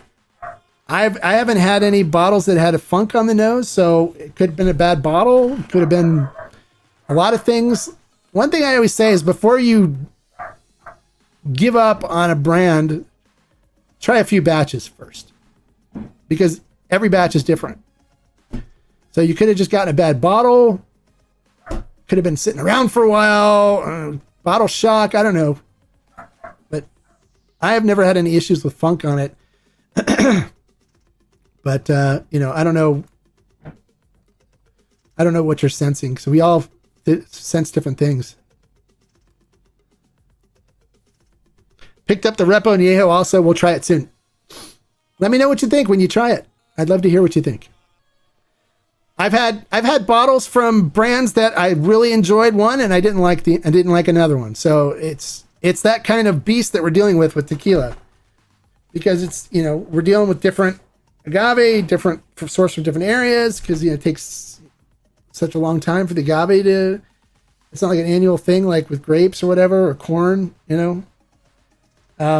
I get that with G4. I've had bottles of G4 where I'm like, oh, this Blanco I really love. And then the next one, I'm like, I don't like this bottle so much. That's why Fortaleza puts the lotes on the back. So you'll know what lote you're drinking. And then everyone goes, oh, lote 11 was so good. It's because each batch is different. So once you find one that you like, buy a few bottles of it to keep it. So you'll have it to drink. I like this lote, because there's no guarantee that the next batch that comes out is going to be something that matches what you like flavor profile wise.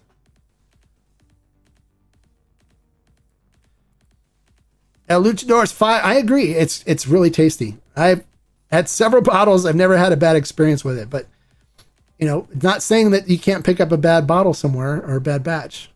So it happens. And not everybody has the same flavor profile, the same things that they like. So just because you don't like it doesn't mean there's something wrong with you or me. It just means our tastes are a little off. Or you could have had a bad bottle that was subjected to heat or light or something. So stuff like that happens. Not all these distributors and retailers handle their liquor properly. Cambio Reposado has an off-putting funk to that one. Had a funk to me too. I didn't particularly care that much for that one when I did the review. I wasn't too impressed with it, but I agree that one's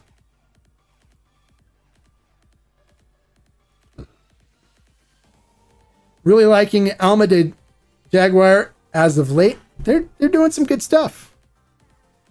I enjoyed their single barrels. It's all 1414. It's all Sergio Cruz, so he makes really good stuff. But I've had some stuff from Alma de Jaguar that I was like, oh, it's okay.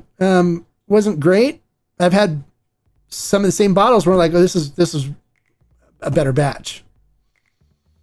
But they have that Barrica series out now, and I have a lot of people ask me about it. It's a lot of hype on it, but I haven't been in super excited about going out and buying it, because it's like 130, 140 bucks, and I can get 2 bottles of the Carrera Joven for that.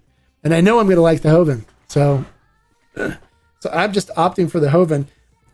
If they want to send me a bottle, do a review, I'd love to do a review and let people know what I think about it, but I'm not going to go out and spend my money on it right now. It's like the only thing different they're doing is aging it in different barrels. Naranja barrels or something like that. So I'm like, barrel aging. It's barrel aging. But I like their ingenuity. I like what they're doing. It's kind of cool. And they're creating a lot of hype for themselves, which is good. Experimenting new things. Because at a certain point, what are you going to try to do to create something new for people, right? You got to come up with your gimmicks. So trying different barrels, it's one way of doing it.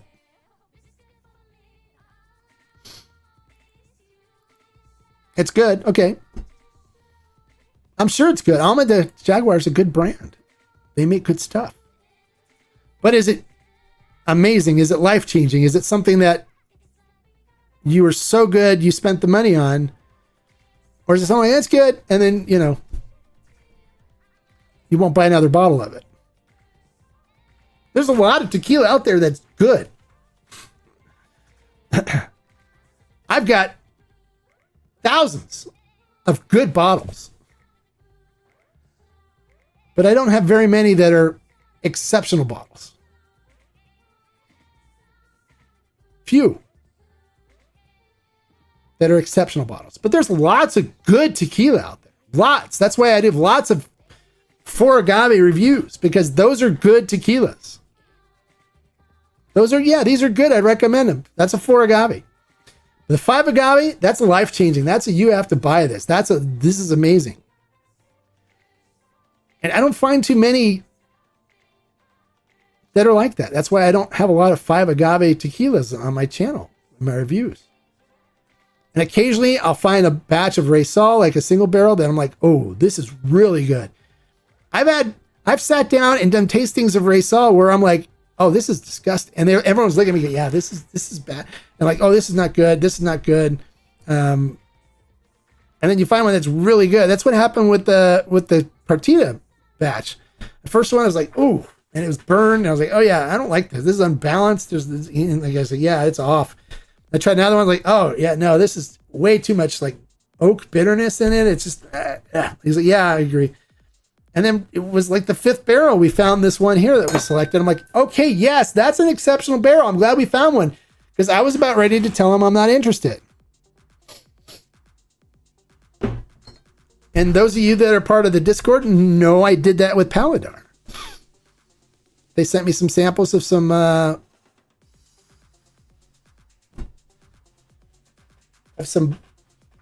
they're single barrels, and I tasted them live with you guys. Found one that I liked. I said, this one's good. It's better of all the ones. But then after revisiting it, I said, yeah, I wouldn't want to put my name on this and saying that it's really good. So we passed on a single barrel from Paladar. And I said, if you guys get some like really exceptional samples, send them and let's talk about doing a single barrel. But wasn't impressed with any. I think that the general issued Tempranillo one that they have out now was better than the barrel that I tried. I have it here.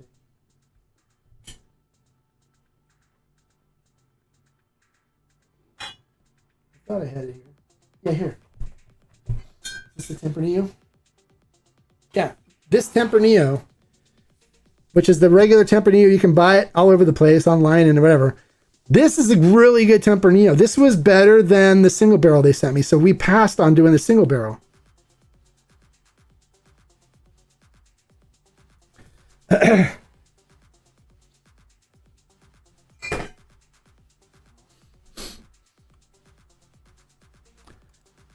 Which ones were 5s? Oh, I don't know. I didn't log down which ones are 5s. You have to go through and watch all of my videos and then mark down which ones were 4s and 5s and 3s and stuff. Yeah, I don't remember. There's some ones on there's some 5s on there. Not a whole lot, but there's some. You have to go through and look. I don't remember which ones I rated 5 and stuff. But the ones that were exceptional, the ones that blew my mind, were rated 5. So if you'll go through, watch the videos, you'll see. And by you watching them, it helps me. I mean, come on. Let's not be lazy. Go watch the videos. You'll find the 5s. I don't have a list. I didn't keep a track. So I don't remember which ones I gave 5s. But there's some really good ones there, and the really good ones, I gave them 5 agaves. I know that the Yayo Rosa Reposado got a 5 because that's really good. That's one of the best Rosas I've ever tasted. And you know how big I was on the Dos Angeles Caídos, and I think I gave that one a 5 when I originally tried it because that set the bar for Rosas originally. But now I think the Rosa Reposado from Yayo surpassed that.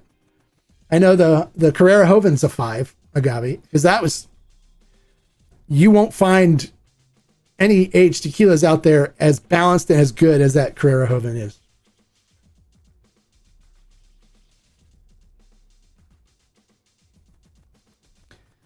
I wouldn't say that, but if you yeah.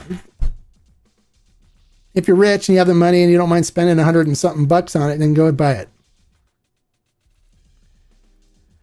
Peralta's making they did a label change, and then they came out with the 5-year extra añejo. We got 5, our allocation was 5 bottles for ferment and still. And I opened it up just to the Tequila Barrel and Agave Collective members. So they all bought it. But yeah, they're doing a label change, which is nice. I'm really good friends with the company that imports it and that owns the rights to it in the United States. And they told me that the next batch of 5-year extra añejo is due to arrive March or April of next year. That's what he told me. So that should be good. I'm looking forward to the new labels and stuff. And I love, from all the tequilas that are sold, that are made in El Pendillo, Peralta is my favorite, my absolute favorite. I love the complexity that the deep well water gives that flavor profile on it. It's so rich and complex. I pick it over G4, but it just hasn't been easily available as G4 has been. But I think Terralta is a better brand, in my personal opinion. Yes, Tapatio is doing a label change too. They are.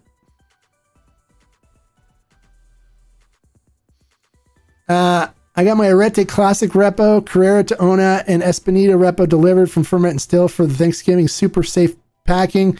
Thank you, Hombre. Will there be Taona review coming soon? Yes, I will be doing a review of the Taona. You didn't grab the Carrera Joven, huh? Oh, you missed out on the Joven. You should have grabbed that while you're on.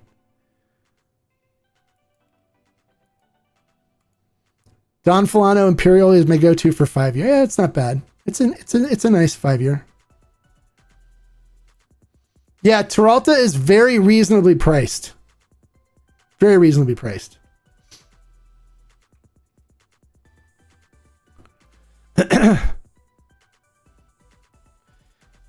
You really like Terralta is a great brand. You don't hear a lot of people talking about it. And one of the reasons why is they don't pay influencers. So you won't see influencers, the paid guys talking about it. I know the brand, the importer, and the people that market it here and own the rights to it in the United States really well. And so they'll send me bottles.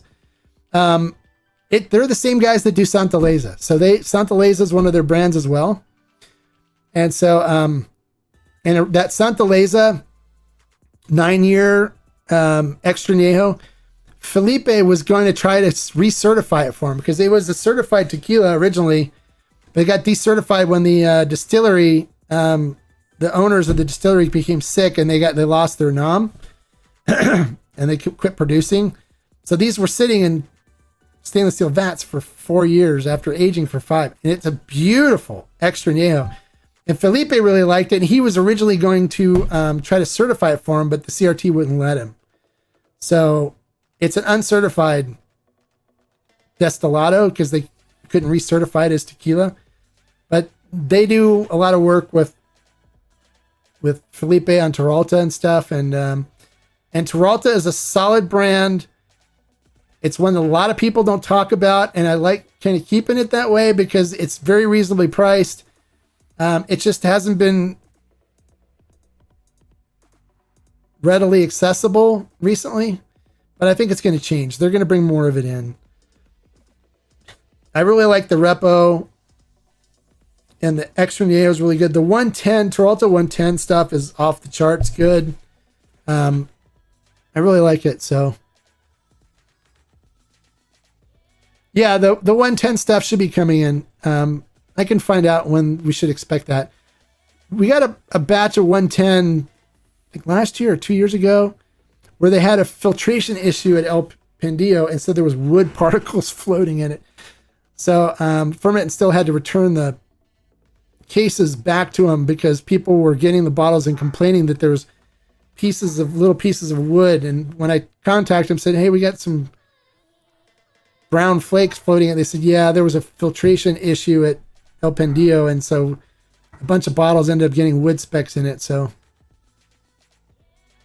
but we should see 110 stuff coming back again strong. So we should see a resurgence of Terralta, and they're not with the same company that does G4. So the company that brings G4 in is a solid group of guys. They're agave drinkers and stuff. It's the Package Group. But they're marketing. They're a marketing company. They do a lot of marketing stuff. So really strong on the market. That's why we've seen G4, getting marketed as much as it does and getting promotion with a bunch of influencers and stuff. You won't see that with Terralta. They want an organic following of aficionados and stuff. And so that's what they use me for. Because I do it for them for free. So they send me bottles to review. I love the Santa Leza stuff. It's really good as well. The whole Santa Leza line is delicious. the 9-year extra añejo wasn't done at the same distillery. It was from a different distillery. It's a different complete flavor profile from the regular Santa Leza stuff. But it was, when I tried it originally, they're like, hey, Mark, come here. I'm like, what? Then we want you to try something. I'm like, okay. So I went over and they say, here, try this. And they poured me a little bit. And I was like, wow, this is really good. And what is this? And they go, it's a 9-year extra añejo that we found that we're going to launch as a destilado because it got uncertified. But good, right? I'm like, yeah, that's amazing. Like, yeah. So we'll send you a bottle to do a review when we release it and stuff. I also love it. And I fell in love with it. So I got 4 or 5 bottles there, and there's still some inventory left. But once it's gone, it's gone. So I may buy a few more bottles just to keep, to go back to. It's delicious. It's really good. But they're coming out with some more stuff for Terralta too. So we'll see more Terralta stuff popping up.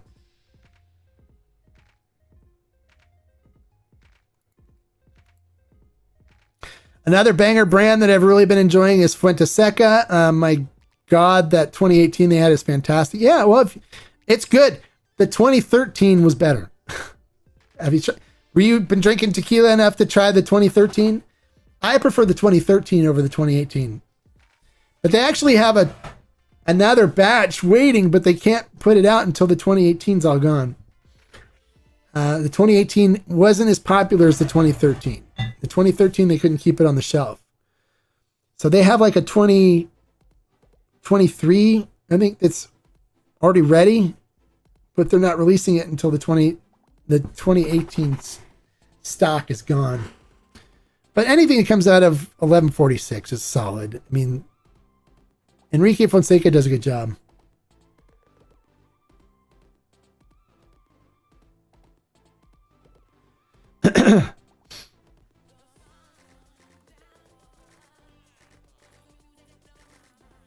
Yes, that's why the 2018 is being sold at Costco. They're trying to get rid of inventory so they can come out with the new batch. Every 5 years, they were coming out with new batches. So the 2013, I still have bottles. I kept bottles of the 2013. It's really good. The 2018 was more mineral rich and not as much of the sweet cooked agave and stuff notes to it. So that's why a lot of people were turned off. They didn't like the minerality of it. It's the soil that they harvested the agave from. It basically looked like it snowed. It was white because it was so mineral rich. It was really different and complex, but we weren't going to find like the sweet cinnamon and baking spice stuff from a, typical Los Altos cooked agave in it. So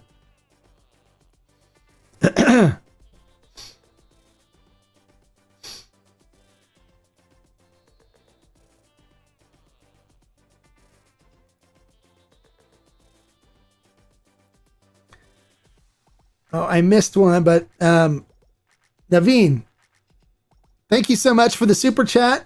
That $1.99 super chat. I appreciate it. Thank you. I missed that. Didn't see it come up. But thank you. I see it on the thing now. I appreciate the support and the super chat. Thank you so much.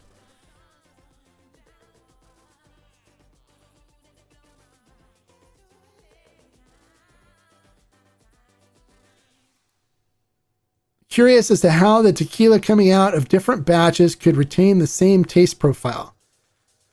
El Tesoro Repo is not the same flavor profile from each batch. It's completely different. And if you don't believe me, go to Ferment Still and buy the Tequila Hombre Barrel Select and the Tequila Barrel and Agave Collective Barrel Select and try them side by side. Completely different flavor profiles. The Tequila Barrel and Agave Collective one was actually selected by Carlos Camarena because our barrel that I selected was destroyed in an accident at the distillery. So he picked one out of his private reserve to give to us. 2 completely different animals. I actually like the Tequila Hombre selected bottle better. But they're 2 different animals. I've had bottles of El Tesoro. I drink a lot of El Tesoro. That's like my well tequila here. That's what I make cocktails and stuff with. It's a solid tequila, but each batch is can taste different. It's not the same. The only way a distillery really can make a batch consistent from one to the other is to use additives and enhance the flavor profile afterwards. That's the only way. I recently had the Denata Blanco from 1414 and really enjoyed it. Ferment Still is about the only place that sells it. Yeah, we just restocked it. So Denata is good stuff. We have the Repo and the Blanco and the new aluminum bottles too, which was kind of cool. They stocked that.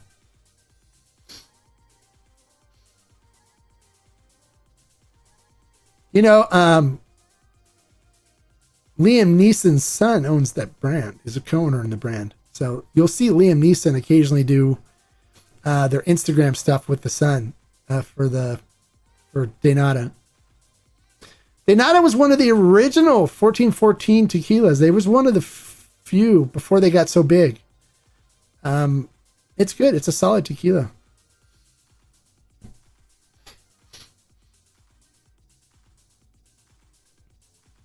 All right, guys, we're coming up to 2 hours and it's dinner time for me. So any more questions, put them up real quick. I'll answer them for you. And then I'm going to go before I start losing my voice. But it was fun. Glad I could answer all these questions for you guys. Give you my opinions on things. If you haven't tried the Joven, the Carrera Joven, seriously, try it. Try it. Don't be afraid. It's $65.99. It's a steal. It's a bargain at that price. It's ridiculously good. It's 90 proof. Delicious. Don't miss out on it because once it's gone, it's gone. You know, we'll do another batch next year, but it's going to be completely different. We're going to go with a different flavor probably on it. So, do the owners or master tequileros ever respond negatively to you when you turn down barrels or any interesting stories? Not when I turn down barrels. They understand. I did have the lady that owns Valon's came at me because when they did their first batch of Valon's Still Strength Blanco, it was really hot.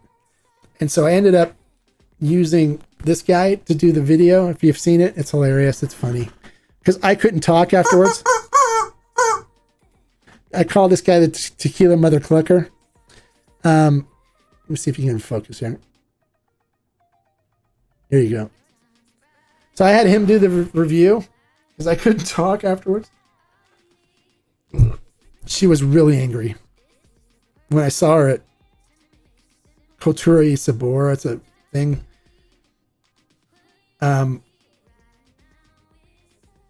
She was telling me I painted over Ferrari and I don't know good tequila if it hit me in the face, and she was yelling all kinds of things at me. And I was like, lady, first of all, we're in public, and secondly, that batch was hot and I wasn't the only one that said it. And then what was the other one? There was another brand that I did that was, they sent me a bunch of bottles and I did a review. It was like a full line with even a coffee one, and it was not good. And I go, this is not, there's something off about this. And he harassed me for about a month and a half afterwards, wanting to do a Zoom tasting with me to taste me through it. I'm like, dude, I tasted already. Nothing you're going to say is going to make me change my mind about how not good this tequila is. But he harassed me for 3-4 weeks before he finally stopped. But